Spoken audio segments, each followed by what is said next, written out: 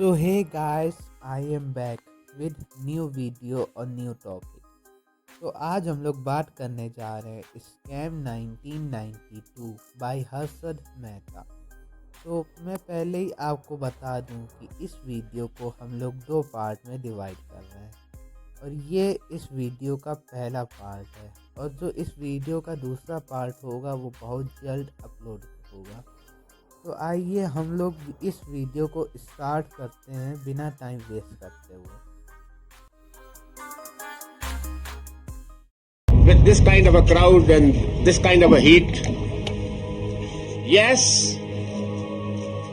the money was paid to the Honorable P.V. Narasimha Rao, the Prime Minister of India.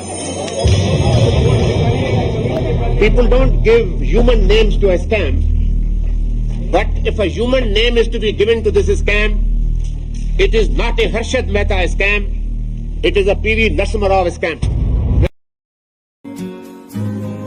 आपको पता है मेरा सबसे बड़ा क्राइम है कि मैं हर्षद मेहता हूं।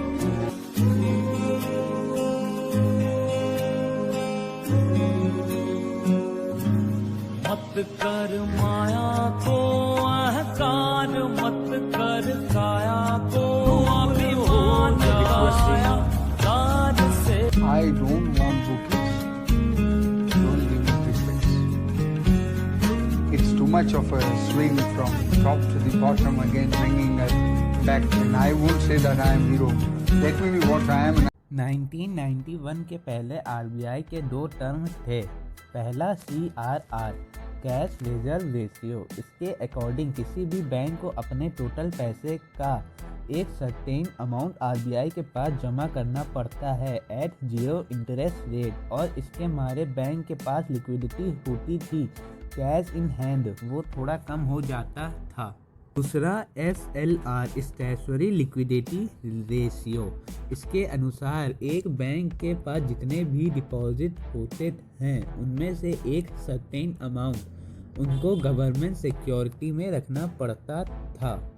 और ऐसे ही इकोसिस्टम में बहुत सारे ऐसे बैंक हैं जिनके पास लिक्विडिटी थी, कैश बहुत ज़्यादा था पर गवर्नमेंट सिक्योरिटी नहीं थी। कुछ बैंक इससे थे जिनके पास सिक्योरिटी एक्स्ट्रा थी पर उनके पास कैश ख़त्म था, तो इससे बाय एंड सेल का मार्केट क्रिएट हो गया इन बैंक के बीच में।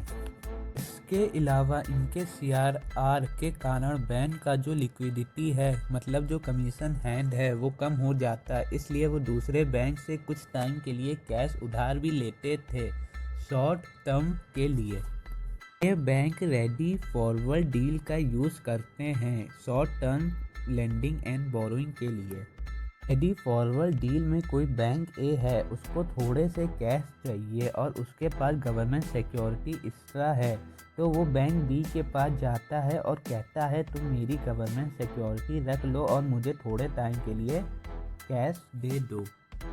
जब वो बैंक बी कैश इंटरेस्ट के साथ बैंक ए को वापस कर देता था तो वो बैंक ए गवर्नमेंट सिक्योरिटी वापस दे देता था और कैश प्लस इंटरेस्ट ले लेता था। That whole system is very good and nice. पर फिर यहाँ एक छोटी सी दिक्कत आती थी कि वो इन बैंक के गवर्नमेंट सिक्योरिटी को बैंक ए से बैंक बी तक ले जाने की और वहाँ डिपॉजिट करने की, और वैसे भी इन बैंक को बहुत शॉर्ट टाइम के लिए ट्रांसफ़र किया जाता था, तो तब के टाइम पे ये सब पेपर फॉर्म में होते थे पर अब सब कंप्यूटराइज हो गया है। तो इन दिक्कत को सॉल्व करने के लिए BR का यूज़ किया जाता था, बैंक रिसिप्ट गवर्नमेंट सिक्योरिटी के बदले।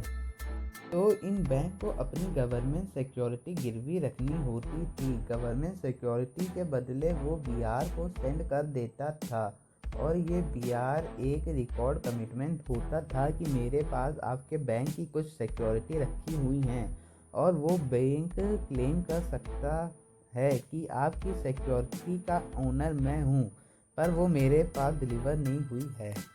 तो बिहार का एक ये काम था कि गवर्नमेंट सिक्योरिटी को ना सेंड करके बिहार सेंड कर देते थे, जिससे वो दूसरे बैंक से कैश ले लेता था। एक बार जब आपने वो कैश इंटरेस्ट के साथ रिटर्न कर दोगे तो वो बिहार कैंसिल हो जाएगा।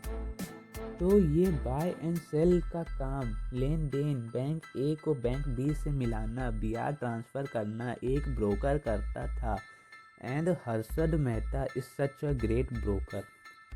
और यहाँ आरबीआई का ये रूल था कि जो बैंक में मनी का ट्रांसफ़र होगा वो डायरेक्ट बैंक टू बैंक होगा, किसी भी ब्रोकर से नहीं, ना किसी ब्रोकर के पास पैसे आएंगे। एंड हर्षद मेहता ये करता था कि वो बोरोइंग बैंक से बिहार बैंक सिक्योरिटी ले लेता था और कहता था मुझे कुछ दिन का टाइम दो, मैं आपको पैसा दिलवाता हूँ। और दूसरी तरफ ऐसे लेंडिंग बैंक ढूंढता था जो उनको कहता था कि आप जो पैसा लेंड करना चाह रहे हो वो आप मेरे को दे दो और मुझे कुछ दिनों का टाइम दे दो, मैं आपको बिहार या सिक्योरिटी दिलवाता हूँ। और ऐसा करना भी इलीगल था, आरबीआई के रूल के खिलाफ था, क्योंकि एक बैंक के पैसे दूसरे बैंक को देना होता है, ब्रोकर को नहीं देना होता। पर फिर भी उन्होंने ये किया। और फिर हर्षद मेहता ये करता था कि जो उसके पास लेंडिंग का पैसा है जो बैंक से लिया है वो स्टॉक मार्केट में इन्वेस्ट करता था। और उस time Harshad Mehta stock market का हीरो था। He was a big bull. और वो जिन भी स्टॉक में पैसा डालता वो उठता और उससे प्रॉफिट कमाता था। हर्षद मेहता दो चीज़ें करता था, या तो वो स्टॉक मार्केट के प्रॉफिट को बुक करता था और उस बोरोइंग बैंक को पैसा दे देता था और प्रॉफिट अपने पास रख लेता था, या फिर हर्षद मेहता तीसरा बैंक ढूंढता जो पैसा लेंड करना चाहता है और वो पैसा लेता था और उस बोरोइंग बैंक को दे देता था। और यही लूप हर्षद चलाता और पैसा बैंक थर्ड फोर्थ फिफ्थ को देता रहता। और यही चैन हर्षद मेहता चलाता रहता था। और इसके अलावा हर्षद मेहता एक स्टेप और आगे चला गया था कि जो बोरोइंग बैंक पैसा उधार लेने के लिए बैंक रिसिप्ट देते थे, लेकिन हर्षद मेहता ने दो बहुत छोटे बैंक ऑफ कराड़ और मेट्रोपॉलिटन कोऑपरेटिव बैंक में कुछ बात की और टॉप पे मैनेजमेंट थे उनसे कुछ बात करके सेटिंग बिठाई और उनसे फेक बैंक रिसिप्ट बिहार लेनी शुरू करी कि ऐसे बैंक जिनके पीछे बैंक सिक्योरिटी ही नहीं। और हर्षद मेहता इसी फेक बिहार को इशू करके लेंडिंग बैंक को देता था और उनसे पैसा लेता था इंटर स्टॉक मार्केट में इन्वेस्ट करने के लिए। और अब आपको समझ आया होगा कि हर्षद मेहता जैसे ब्रोकर आरबीआई के रूल की धज्जियां उड़ा रहे थे। First of all, in bank को जो पैसे ट्रांसफ़र करने होते हैं वो डायरेक्ट सेकंड बैंक को ट्रांसफ़र करने होते हैं, ब्रोकर को नहीं कर सकते। सेकेंडली, वो लोग फेक बिहार इशू करने लगे जिनके पास अंडरलाइन सिक्योरिटी ही नहीं थी और झूठ कह के कहने लगे हम आपको बैंक सिक्योरिटी दे देंगे। और वो पैसा स्टॉक मार्केट में इलीगल तरीके से जाने लगा और प्राइस बढ़ने लगा। जैसे मैंने कहा, सेंसेक्स 4400 पॉइंट ऊपर चला गया था। और इसी तरह से स्कैम 1992 बनता गया और स्टॉक मार्केट बढ़ता गया। पर अप्रैल 1992 में ये स्कैम सबके सामने आया बाय सुशीता दलाल।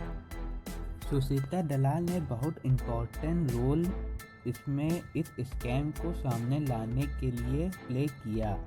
और जैसे ही ये स्कैम सामने आया फिर पूरी कंट्री में इसी के बारे में बातें होने लगी, पार्लियामेंट में, न्यूज़ में, सब में।